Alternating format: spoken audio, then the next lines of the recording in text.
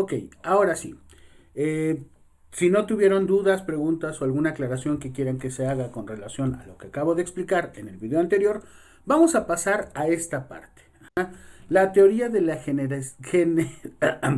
la teoría de la generalizabilidad en las pruebas, desarrollada principalmente por Lee Cronbach, viejo conocido de nosotros, Gleiser, Nanda y Rajatam, representa una manera de tratar, sistematizar y sobre todo clasificar el error como una función de las posibles fuentes que lo causan, entendiendo que, a diferencia de las ciencias naturales, la psicología entendida desde esta perspectiva, pues obviamente posee menos niveles o características que le den cierto control o precisión sobre el manejo de las variables que previamente acabamos de explicar.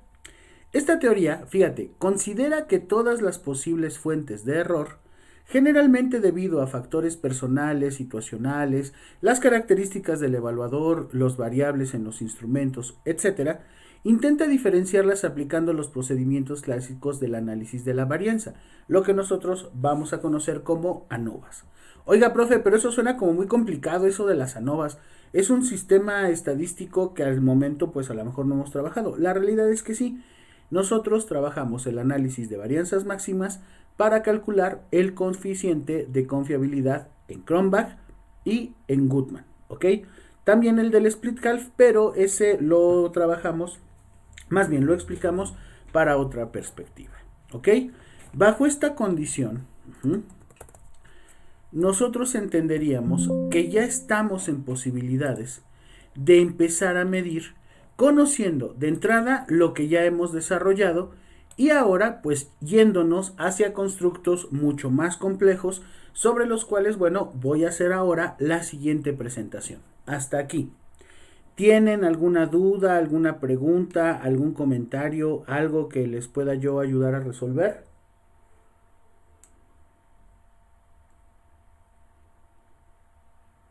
¿Todo muy bien?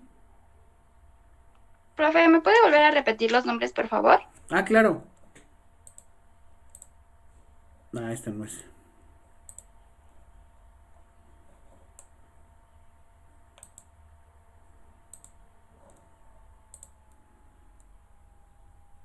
Ah, ya la cerré. Voy a leer, permíteme. Es Cronbach.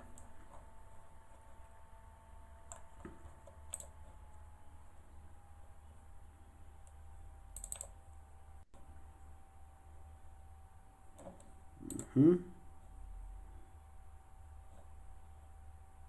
Ahí va.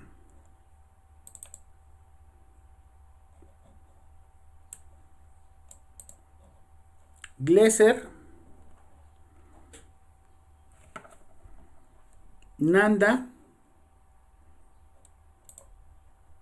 Ah, es que no les estaba presentando mi pantalla. Mil disculpas. Ahora sí. Ahí los tenemos. Cronbach, Gleiser, Nanda y Rajaratnam. ¿Ok?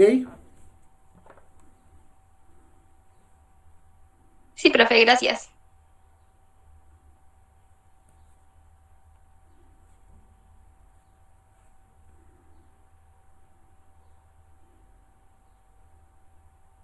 Muy bien. Pasemos ahora a lo que, de acuerdo al programa, es la evaluación más, no la más, digamos, recurrente o demandante, pero sí una de las que más nos llegan a pedir en función a esto de las pruebas. Fíjense, en el programa nos dice que tenemos que empezar, ya estamos acá en esta parte, como pueden ustedes observar, estamos terminando parte de la unidad 1. Ya hablamos de aspectos generales de los test. Test psicológicos estandarizados, obviamente. Definición, antecedentes históricos, revisiones actuales, teoría general de los test, teoría de respuesta al ítem, teoría de clásica de los test y características que estos tienen, tipos de instrumentos, criterios para la elección, que fue lo que vimos de la construcción de una batería, muy de manera general, pero lo explicaremos más adelante. El uso de las pruebas en diferentes áreas de la psicología, y ya vimos en la salud, la educativa y la organizacional, y bueno, pues la evaluación como tal ahora forma parte del proceso cognoscente. ¿Ok? El día de hoy vamos a empezar a hablar de uno de los aspectos, o no de los aspectos, de las áreas más complejas, más fuertes en cuanto al desarrollo de la psicometría y de las teorías generales de las pruebas se refiere. Y es justamente la evaluación de un constructo que hasta el día de hoy nos sigue dando a psicólogos, pedagogos y a muchos otros profesionales lata en el sentido, en el mejor sentido diría yo, de los procesos. ¿Cuál es? Bueno, el día de hoy, no sé por qué no se cierra esto.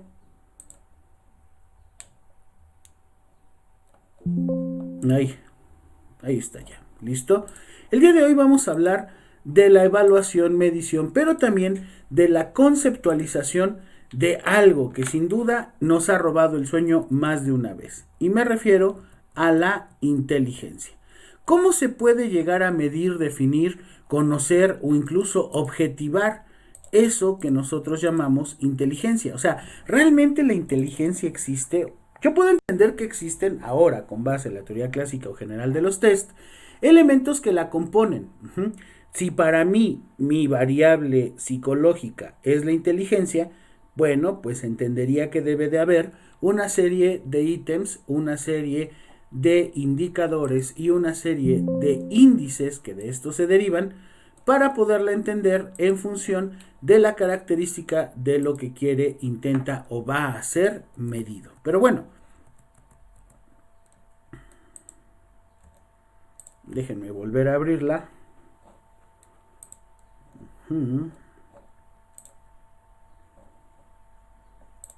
Ay, ¿por qué abro el Excel? Ya me urge abrir el Excel.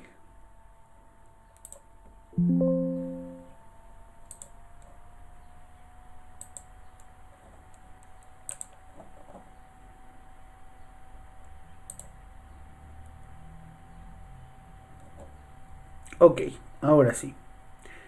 Hablemos de la inteligencia. Hace ratito yo les ponía de ejemplo que si yo quiero observar variables físicas empíricamente, como el peso, la talla, el color de piel, etcétera, etcétera, etcétera, bueno, pues tengo que recurrir a lo que mi vista ve. O sea, mira, ahí va una persona rubia, ahí va una persona castaña, ahí va una persona de cabello negro, ahí va una persona que seguramente pues ya no tiene cabello, etcétera. Yo les decía, el hecho de ponerme lentes me hace más inteligente o intelectual. ¿Me veo distinto? ¿Me veo más inteligente? Puedo poner mi pose, ¿no? Así. Fíjate, y el contraste con los libros y cosas de ñoños, así, es así como de... ¿Me las puedo dar de inteligente? Probablemente sí, por una razón. ¿Cuál sería esa razón? Ay, se ve que el profe es bien inteligente. ¿Por qué? Porque usa lentes y tiene muchos libros atrás en su escritorio y le gustan las cosas de Star Wars y de los Beatles. Uy, no, es súper inteligente. ¿Por qué podemos llegar a caer en ese exceso? ¿Puede ser por factores en común? Bien, como por ejemplo, Pues como lo dijo, el hecho de usar lentes, tener libros, eh, ciertas series que llaman la atención a personas así. ok, va, porque se ha popularizado que las personas que usan lentes y tienen libros y así son inteligentes. Me parece excelente, Ale. Pero sabemos efectivamente que nos podemos dejar guiar o nos podemos dejar llevar por esta cuestión de la apariencia. Pero bien, la inteligencia como tal, pues no se puede ver, o al menos no como un constructo entendido, comprendido desde una perspectiva aislada, sino que la inteligencia la tendríamos que definir primero como la capacidad de entender, apropiar y comprender el mundo que nos rodea. La inteligencia nos ayuda a pensar y a formar desde una estructura racional y sobre todo emplear con eficacia todos los recursos que tenemos a enfrentar los desafíos, o sea, la capacidad que tenemos para solucionar problemas.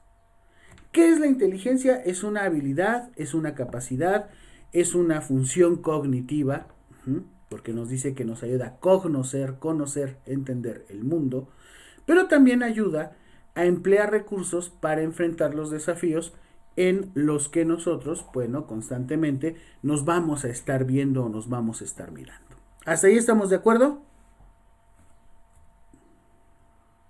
Sí, profe. Sí, profe. Muy bien, excelente. A ver, hablemos de inteligencia. Cuando dice esta definición, que es la capacidad de emplear con eficacia recursos para enfrentar los desafíos, cuando yo presento un examen y lo contesto bien, estoy enfrentando un desafío en función a la eficacia que ya tengo para enfrentar ese examen, ¿cierto? En este caso, pues que haya estudiado o que me hayan pasado las respuestas, no sé, o sea, el punto es pasar el examen, ¿cierto? Ahí estoy usando la inteligencia.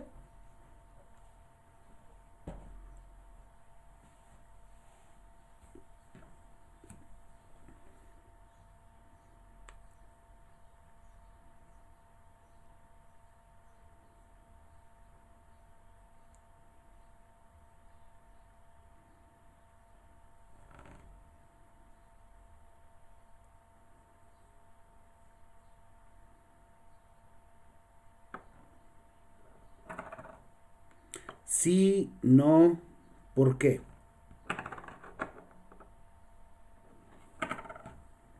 Yo digo que sí, Ujú. porque pues estás empleando tus capacidades o habilidades para poder resolver pues el desafío que tienes ahorita Resolver el o en ese examen. Bien, Ari, me quedo con eso. Muchas gracias. Pregunta para los demás. Hacer trampa en un examen, pero hacerla bien, o sea, ponerme a estudiar, ponerme a revisar los temas, preguntarle al profesor las dudas, buscar en internet información que me ayude a comprender mejor todo esto, ¿me hace inteligente? ¿Sí o no? Levanten su mano para los que creen que sí.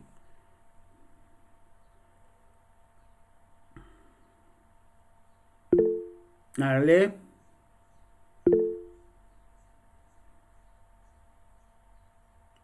Bere, Evelyn y la señorita Edith. Ok. Pregunta. Si yo hago un acordeón súper chiquito, súper preciso, con toda la información y utilizo un programa para hacer las letras lo suficientemente pequeñas y que éstas puedan ser legibles, a lo mejor y solo por mí, porque hice varios experimentos para ver cuál es el tipo de letra más pequeño que mi visión, no las de los demás, que mi visión me permite observar bien y comprender lo que dice y tal, también me hace inteligente, sí o no, y por qué. Me regreso a la presentación.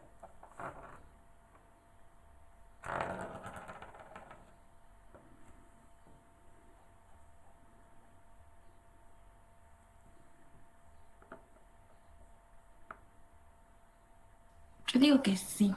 Es inteligente. ¿Por qué? A ver, adelante, Ari.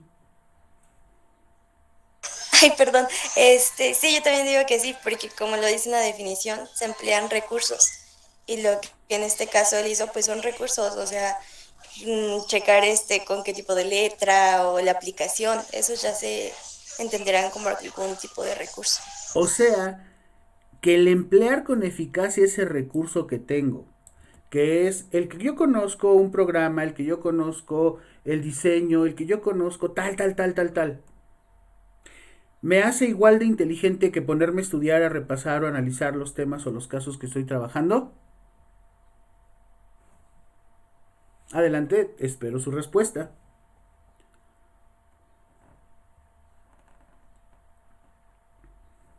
Ente- Yo digo que la inteligencia no solamente se atañe o se puede encasillar en una sola cosa, sino que la inteligencia pues es múltiple. Y no quiere decir que porque una persona no tenga la habilidad de hacer una cosa, no es inteligente en ese sentido. Excelente, señorita Citlali. Muy bien, buena respuesta. Eh, Melissa Azucena, ¿anda por allí?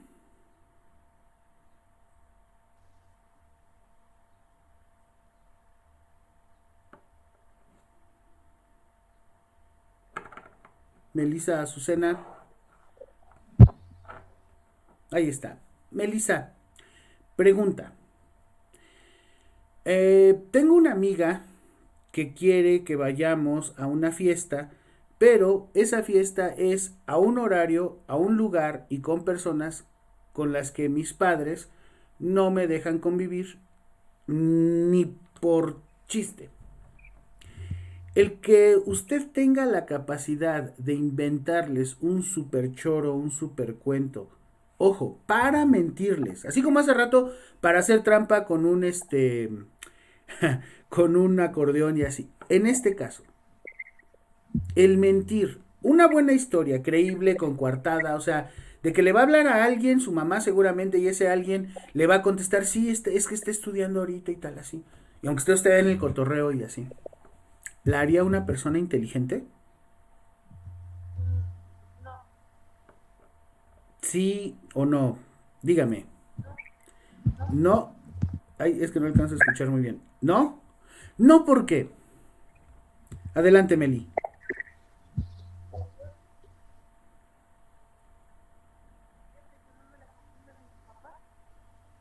No, ay, creo que no se escucha muy bien su micrófono. Ok, joven Daniel, la misma pregunta para usted. No, el hecho de que pueda, no sé, tal vez, bueno, podría ser que sí, en dado caso de que tenga una capacidad tal vez más desarrollada para resolver un problema, por ejemplo, pero también depende, por ejemplo, para ese examen, qué tipo de, o qué rasgo está tratando de medir. Obviamente, pues ni siquiera va a ser veraz la puntuación que podría obtener y pues no técnicamente no hay forma de medirlo, o sea, no tiene nada que ver una cosa con la otra en cuanto a lo que estamos midiendo o la inteligencia. Bueno, depende también, es la inteligencia de qué rasgo estamos midiendo. La inteligencia puede ser memoria, puede ser sagacidad, puede ser, bueno, hay muchas cosas que definen la inteligencia. Y si nos metemos también con las inteligencias múltiples, puede ser, no sé, una inteligencia más abstracta, puede ser kinestésica, puede ser musical, puede ser todo dependiendo de qué es lo que queramos nosotros medir. En dado caso de que alguien quiera falsear un examen y que tenga pues esa capacidad, maña, como de solventar eh, el poder engañar o el poder mentir en la prueba, no significa que, que tenga realmente inteligencia para eso. O sea, depende depende de qué lo estamos midiendo. Yo creo que entonces ahí no sería que dependería de lo que estamos midiendo, sino dependería de lo que estamos usando. Y cuando hablamos de recursos en esta definición de un libro de la McGraw-Hill, es justamente la capacidad de resolver problemas sabiendo utilizar adecuadamente ciertos recursos. Ejemplo, hay personas, joven Daniel, que al igual que usted en el bachillerato, tenían que utilizar calculadoras científicas. El nivel de control, dominio o conocimiento de esa herramienta, que es la calculadora científica, ¿era exactamente igual en todos sus compañeros? ¿Perdón? No lo escuché en lo último. ¿Que la calculadora significa qué? ¿Era igual en todos sus compañeros? Pero era igual cuál. El dominio. Ah, no, evidentemente no. ¿Por qué? Bueno, en parte tiene que ver con cómo nosotros comprendíamos las matemáticas y en parte también, pues, el cómo podemos, bueno, o sea, cómo aprendió a usarla, ¿no? O sea, quién le enseñó a usarla, mediante qué ejercicios y sobre todo, pues, obviamente, pues, la calculadora tiene cosas que no entendemos porque no sabemos de la materia, pues tampoco no vamos a poder aplicarla. Ok, entonces el uso de ese recurso estará supeditado a su capacidad de entender para qué sirve en esa parte del mundo que usted le tocaba trabajar, ¿cierto? Sí. ¿Define más una calificación o saber usar un instrumento la inteligencia de una persona? Es un parámetro. Bien, bien, bien, bien, excelente. Es un parámetro. Ese parámetro o ese factor para Charles Spearman significó que este constructo del cual nosotros estamos hablando, o sea, la inteligencia, puede verse en términos de dos factores. Dos factores que nosotros de los cuales ya hemos trabajado. Entrada, el factor general o único de la capacidad mental que se supone sustenta la inteligencia en algunas de las primeras teorías de esto. O sea, hasta hace algún tiempo se creía que el factor general era el único que influía, definía o daba la capacidad a una persona para resolver de manera adecuada un problema. Y decíamos usted hace rato, la memoria, el lenguaje, la comprensión, concreción o uso de algún tipo de herramienta, etcétera. Pero, de acuerdo a Spearman, ojo, los factores específicos con los cuales un ser humano puede complementar, ya sea de manera separada o de manera conjunta, cada uno de esos sistemas, en realidad están interactuando entre sí. Y esa interacción de los factores específicos van a dar como resultado la activación o el desarrollo de un proceso general. De acuerdo a esto, nosotros entenderíamos que hay dos tipos de inteligencia según el señor Cattell. Cattell considera que la inteligencia se da de manera dicotómica y que ambas pueden estar funcionando en este momento en nosotros. La primera la define como la inteligencia fluida y es aquella que refleja ciertas capacidades que tenemos de procesar la información, razonarla, acomodarla y sobre todo guardarla para darle un uso dependiendo del tipo de necesidad que tengamos para sacarla. ¿Ok? Déjenme presentarles una lámina. Aquí está. Aquí está. Como podrán darse cuenta, en esta lámina puse al señor Plankton dominando con un aparatito el cerebro de Bob Esponja, ¿cierto? Si lo podemos observar, ahí está. Se supone en este capítulo, yo soy fan de Bob Esponja, me gusta mucho. Él con un dispositivo electrónico conectado directamente a la corteza cerebral de Bob Esponja y utilizando pues obviamente el tamaño ínfimo que posee, podía tener cierto tipo o nivel de control sobre las reacciones físicas de Bob Esponja, su desplazamiento, su motricidad gruesa, su motricidad fina, etc. ¿Alguien vio ese capítulo?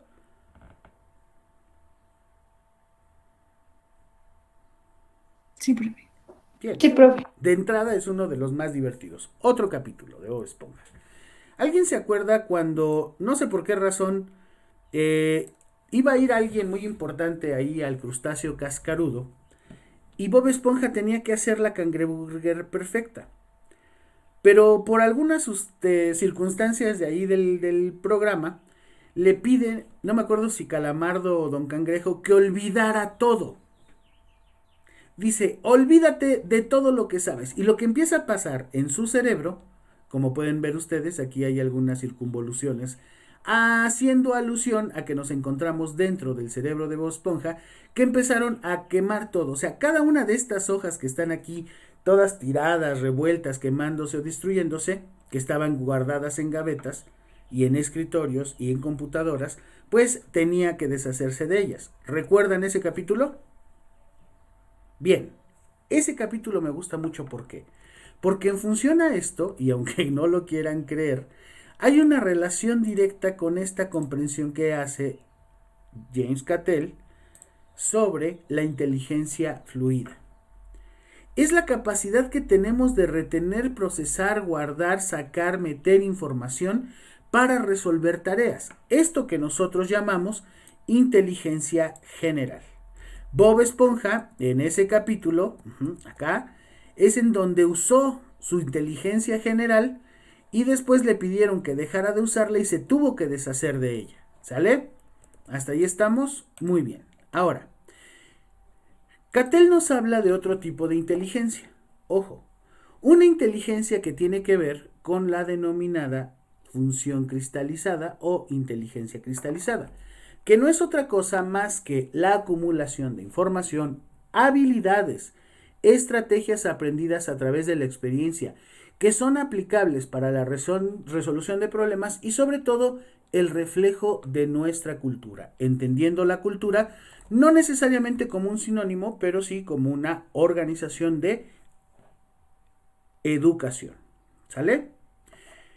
Pregunta, hace ratito hablábamos de manejar instrumentos como la calculadora, saber hacer trampa con nuestros padres o con algunos acordeones o cosas así para los exámenes, pero ¿qué pasa cuando utilizamos eso que ahora definimos desde la perspectiva de Cattell como inteligencia cristalizada? Incluso cierto encanto social. O sea, cómo a través de la experiencia y aduciendo a una capacidad que tenemos para resolver problemas, podemos hacer uso para resolverlos de ciertas características como el encanto, el agradecimiento, no sé, el seguirle la corriente a alguien, todo eso que nos puede ayudar a resolver un problema cuando a veces tenemos como ciertos conflictos en algunas cuestiones de nuestra vida social. ¿Inteligencia social acaso? Decía hace ratito la señorita Citlali, que fue secundada por el joven Daniel, en donde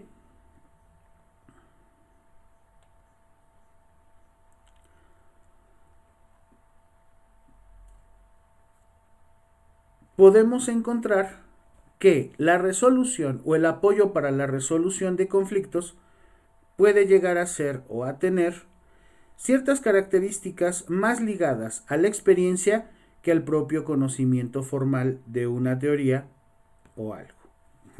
Ejemplo,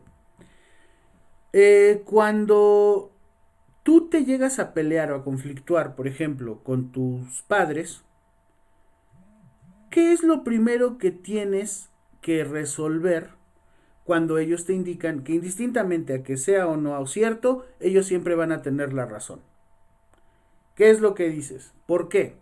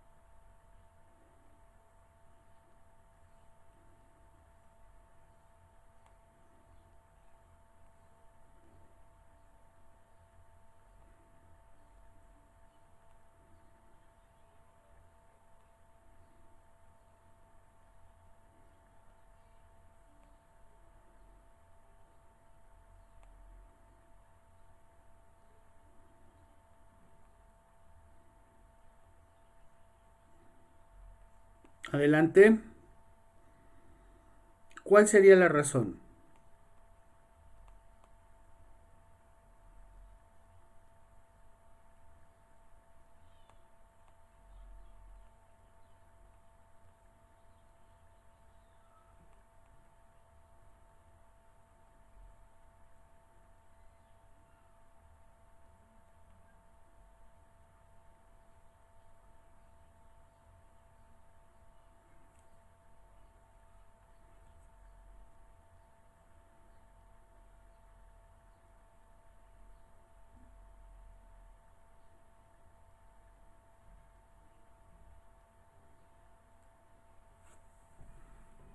¿Los escucho? ¿O elijo a alguien?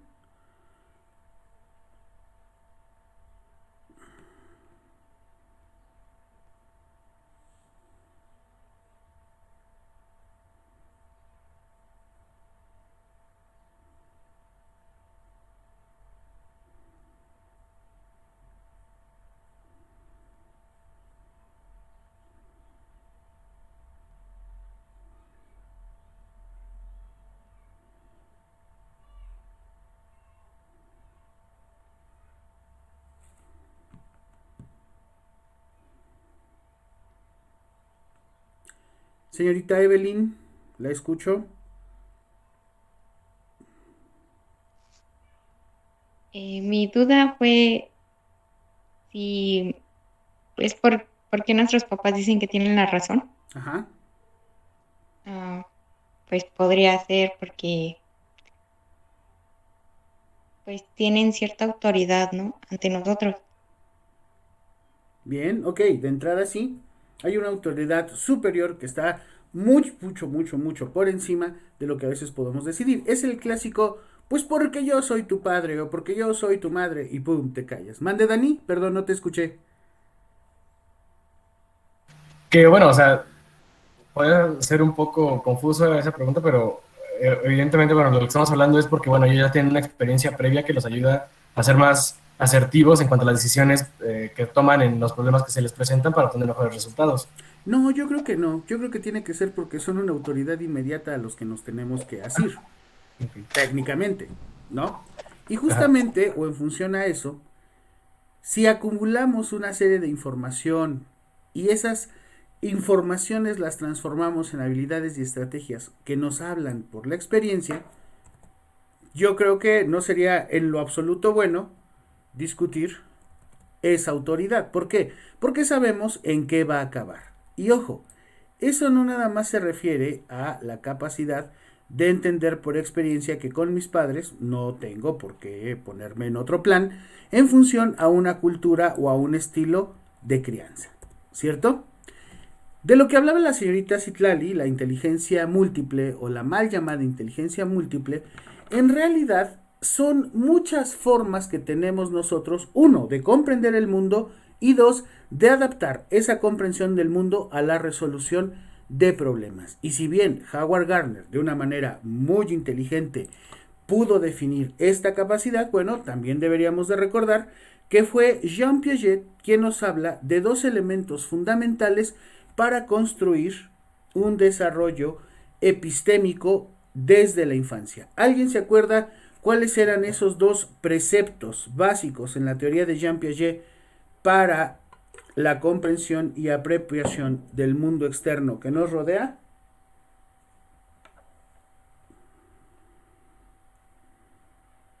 Excelente.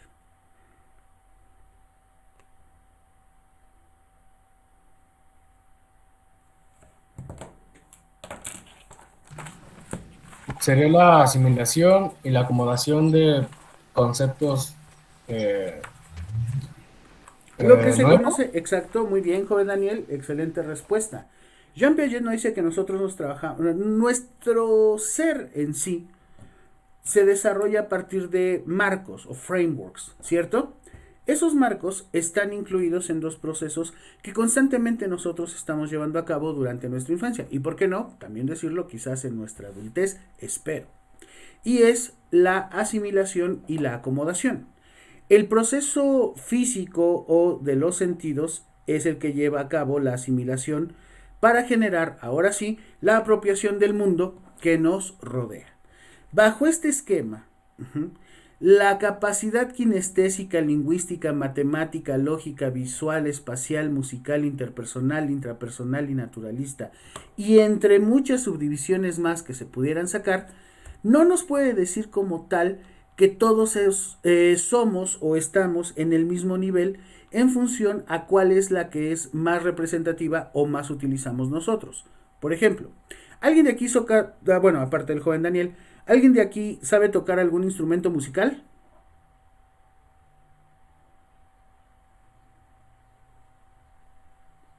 ¿No? Ok, bueno, el joven Daniel sabe tocar la guitarra, lo hace muy bien, y no podemos decir entonces que el joven Daniel es más inteligente que todos, solo por el hecho de saber tocar un instrumento.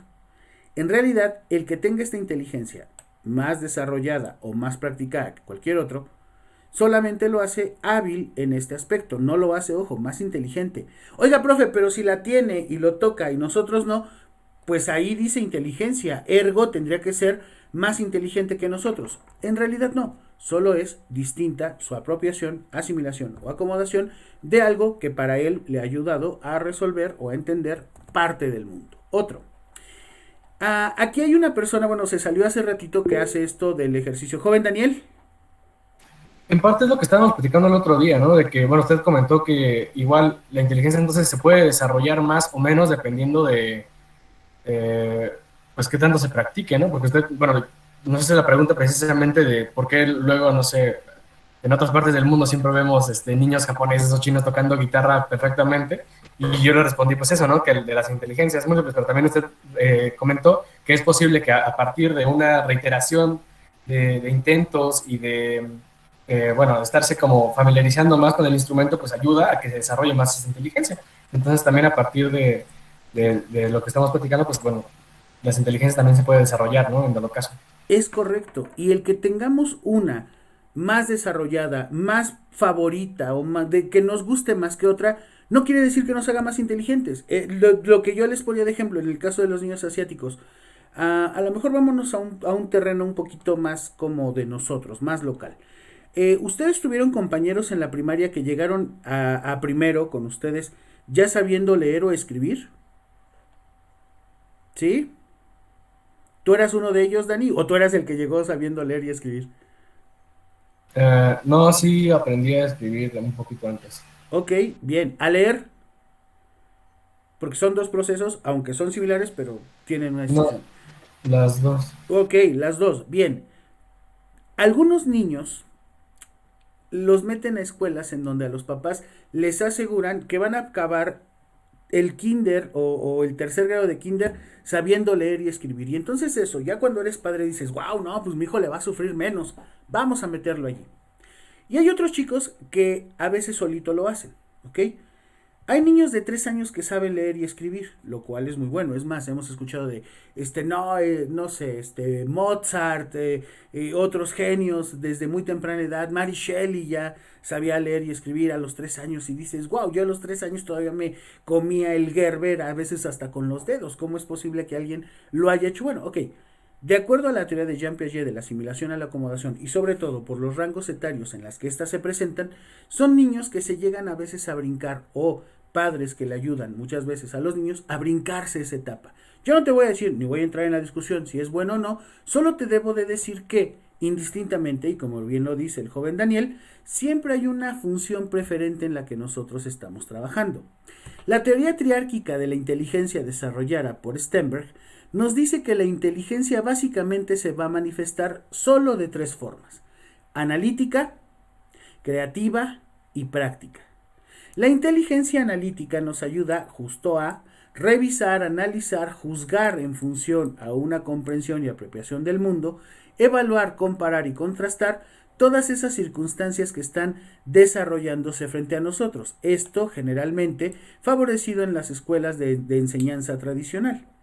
Por otro lado está la inteligencia creativa, que nos ayuda a crear, inventar, generar e imaginar cosas para poder después llevarlas a una práctica y sobre todo utilizarla con todo aquello que tiene que ver a lo que muchos de nosotros aspiramos, que es el éxito general en la vida. Por otro lado, Daniel Goleman, un sujeto que escribió un libro que hasta el día de hoy creo que es de los mejores bestsellers que ha sacado, dice, hay otra inteligencia que más allá de la matemática, verbal, lingüística y tal, es la que nos puede ayudar a transformar el mundo, y es a la que muchos de nosotros como psicólogos tratamos de apelar, y es la inteligencia emocional, que describe la habilidad, capacidad o destreza de poder percibir, evaluar y manejar, ojo, no nuestras herramientas, conocimientos, instrucciones, cultura, nada, sino nuestras emociones. Quien se conoce y se domina a sí mismo puede llegar a conocer y, por qué no, hasta dominar a las demás. Usualmente se cree que la inteligencia se mide con un coeficiente denominado IQ, aunque en realidad, si nosotros lo perspectivamos desde la visión estadística, no es como tal un coeficiente. ¿Por qué? Porque no todos van de 0 a 1. Es más bien un cociente intelectual. ¿Ok? Bajo esta perspectiva, ahora sí, este señor, primo de Charles Darwin, eugenista y un show en realidad en toda su vida, vamos a hablar de él más adelante, Sir Francis Galton consideraba que para entonces evaluar la inteligencia en cualquiera de las formas con las que nosotros lo trabajamos, el tamaño y la forma de la cabeza de una persona podrían ser indicadores objetivos de su inteligencia. O sea, que bajo su perspectiva, quien tuviera pares craneales más separados o más grandes que otros, pudiera llegar a albergar un cerebro mucho más grande. Ergo, pues obviamente, entre más grande su cerebro, más inteligente una persona. ¿Hasta aquí tienen alguna duda o alguna pregunta? Muy bien. Continuamos la próxima clase. Que tengan una excelente tarde. Gracias. Sí les recomiendo que estén más atentos. No me hagan tomar ninguno